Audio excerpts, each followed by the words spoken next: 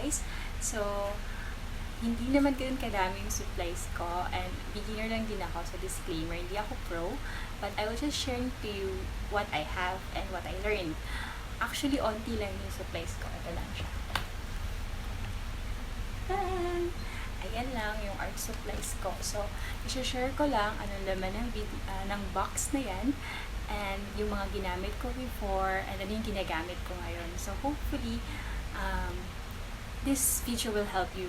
Kasi, I understand ang dami ngayong post ng watercolor and repainting, and gusto mo rin mag-start, mag-try, but you don't know, nakaka-intimidate, you don't know how to start, ano ba yung materials na kailangan mo, ano ba yung, magkano ba yung gagastusin mo. So hopefully this video will answer all your questions and will inspire you to start your watercolor journey.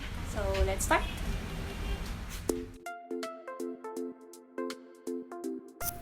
For watercolor, it's important that you're using a paper specific for watercolor. I'll make a separate video explaining further why it's important.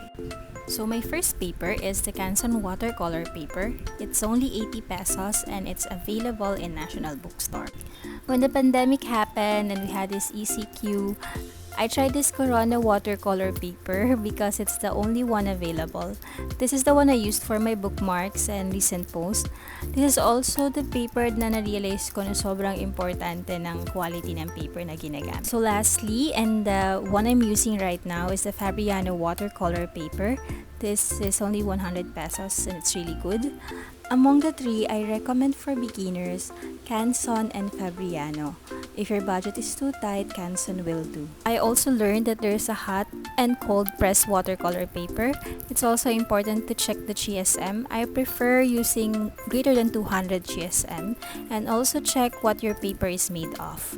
For me, the best watercolor paper is the Arches because it's 100% cotton, but I do not recommend this for beginners because it's quite expensive. So I also tried this Berkeley watercolor pad. Okay lang naman siya sa akin. Yan. It's only $1.99. I also bought journal and sketch pad. So this is my watercolor journal. Gusto ko siya kasi I can do a wet on wet technique. So ibig sabihin makapal yung paper niya enough to hold the water. And this sketch pad is for my colored pencil. Hindi siya for watercolor kasi manipis lang siya. So, yan, for sketches ko lang. So, hindi porke makapal yung papel, okay na siya for watercolor kasi nakabili ako dati na makapal pero hindi maganda yung result. Really important na mag-search and mag-read ng reviews.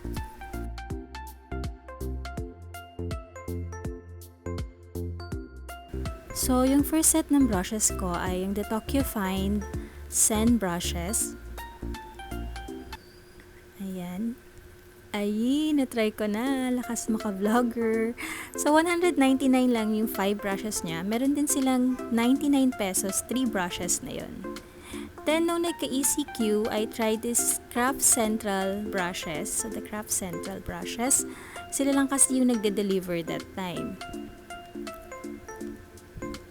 Yung 3 small brushes niya, it's 220. Yung 5 pieces brushes niya, 280. Okay lang siya. Okay naman. Next are my Princeton Real Value watercolor brushes.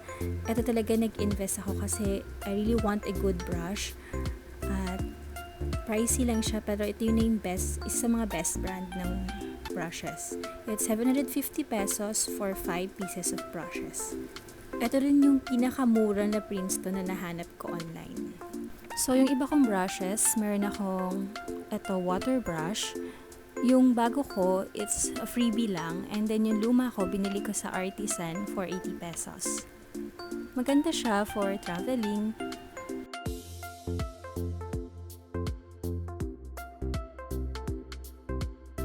And then yung mga old brushes ko na ginamit ko sa acrylic, na hindi dapat. Ito ay from Rafael. No? And then, ito, from Pentel. Na available lang naman sila sa National Bookstore. By the way, itong lagayan ko ng brushes, Binili ko to sa Artisan, sa Solenad. Blank siya talaga na canvas na ako lang yung nag-paint niyan. So, ang pangit pa ng sulat ko. Yan. So, baka curious lang kayo kung saan ko to nabili. So, hindi ko na maalala yung price. Sorry. For beginners, I recommend 3 round brushes. Small, medium, and large. Round brush kasi it's very versatile. Sa mga brushes na pinakita ko sa inyo, sa beginners, I recommend yung Tokyo Fine Zen brushes. So, I learned na hindi porke brush siya, pwede na siya sa lahat ng medium. Etong brushes ko, nasira siya kasi I use this for acrylic and oil. And also for watercolor, very important yung type ng brush na ginagamit nyo. By the way, there are 2 types of brushes, may natural and synthetic. Mas maganda yung natural, however, it uses animal hair, kaya I prefer synthetic brushes. For the paint, it's either in tube or pan, student grade or artist grade. My first watercolor are the Reeves watercolor. It's in tube. Next is the Pentel watercolors. Actually, I got this from the workshop I attended kay Ate Casey. Ito yung pinrovide niya for us. And surprisingly, mas maganda siya sa Reeves. Mas gusto ko siya sa Reeves. And this is also what I'll recommend sa beginners. Mura na and maganda. Lastly is my new watercolor, the Solenad watercolor. This is a Russian brand, kaya a bit pricey siya, but compared to other brands, mas mura na siya. It comes with a metal palette. Ayan yung reference ko. So, 24 colors yung binili ko. I've always wanted kasi talaga to upgrade my watercolor. So, while studying and searching, yung White Knight yung gusto kong brand. And I learned na parang student grade ng White Knight tong Solenad. So, para sa akin, worth it siya sa price and maganda yung quality niya. Another tip pala is to make a color guide or reference sa mga watercolors nyo. And yung kagaya sa Solenad ko and dito. Kasi minsan magkaiba yung kulay ng nasa pan nyo and yung actual color. Share ko lang din yung mga checklist ko pag naghahanap ako ng watercolor. So, these are my palette. This is my first palette. This one I bought sa National. And ito, nabili ko online. So, yung mga tubes watercolor ko, tina-transfer ko siya dito. And yung Pentel muna. Then, yung Reeves ko, nasa friend ko pa. So, pag nabalik, yun nilagay ko. Share ko lang din yung other watercolor brands for beginners na magandang review. And other student and artist grade watercolor na maganda rin yung mga reviews nila. So, these are my brush pens. For me beginner friendly yung Tombow Fudenosuke hard tip kasi madali para sa akin yung upstroke doon. If gusto mo ng mas mura, yung Artline Sticks brush pen will do. 50 pesos lang ata yun. So, these are my other brush pens. These are gifts from my best friend. Sa online niya to binili pero hindi niya sinabi magkano.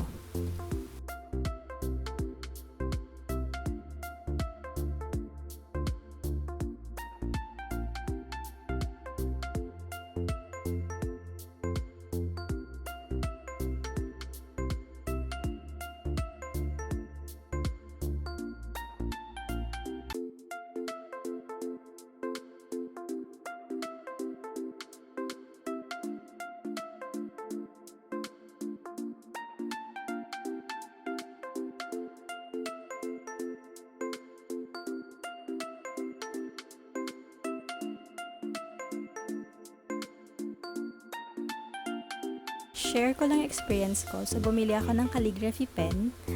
Pero ito yung tip niya. Pang calligraphy naman siya, pero iba sa gusto ko. Yan. So, share ko lang para di kayo magaya sa akin.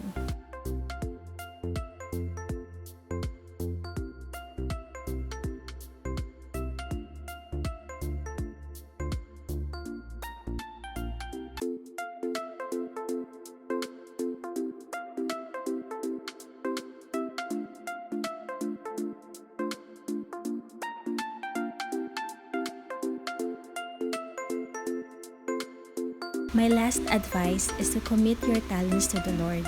I believe that little is much when placed in the Master's hand. And that's it. So, di ba, hindi naman ganun kadami yung art supplies ko. onti lang siya. And also, di ba, 500 pesos, pwede ka na makastart ng watercolor journey mo. Yun, yung mga materials ko pala, sa National Bookstore, sa online, sa Shopee or Lazada lang ako bumibili. Dahil nga, stay at home tayo guys, huwag gala ng gala. Shopee most of the time, and then Lazada pag sa ibang brand. Guys. So, yun. So, hope you learned something, and thank you for watching. Bye!